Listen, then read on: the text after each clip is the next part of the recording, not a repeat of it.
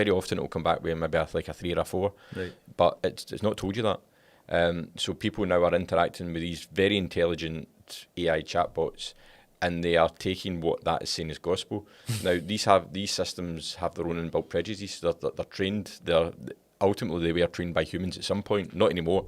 But in terms of the reinforcement and what type of answers you can give, and we could even see it in the early days of the US elections. You would ask it to tell a story about Joe Biden, and it would give something very positive, and you did about Donald Trump, and it would be very, very negative. And that's one of the biggest technology platforms in the world.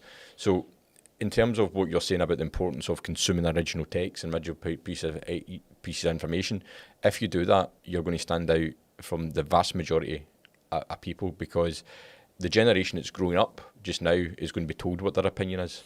And it's going to take away their ability for critical thinking. If Critical thinking is the number one thing that we need to make sure kids see in schools just now. This is something that I'm really passionate about.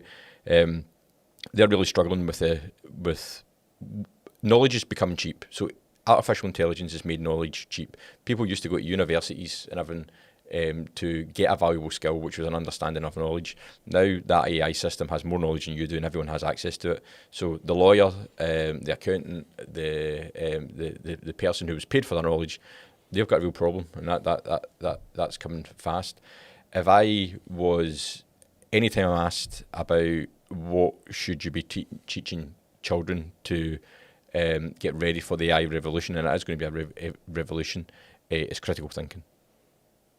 Independent critical thinking. Then use these tools to multiply it, and it is a multiplier. It can be a multiplier for good, but critical thinking is getting lost. Aye, and live experiences, what you said earlier on as well. Aye, critical thinking, lived experiences, forming your own opinions. We're all going to end up with the same opinion, because it's all going to be, it's all coming from social media, what's right, what's wrong. Is there somebody, or some group that's behind this though? That's behind AI, that's behind this, because that doesn't, you're not selling AI to me, mate. you're making me kind of, I don't really like that. We're at the bleeding edge of the most disruptive technology that's ever been released on mankind. So there's industrial revolutions that have changed society as we know it, from, going all the way back to we were hunter-gatherers, then somebody figured out how to do agriculture, and we didn't need to move about anymore. We were able to set up farms. Then there's been industrial revolutions all throughout the history of man, and it's all been driven by technology. So the printing press, the factory, the locomotive, the motor car, the aeroplane, cinema, radio. These are all technologies have created industrial revolutions. And this AI one is going to do exactly the same.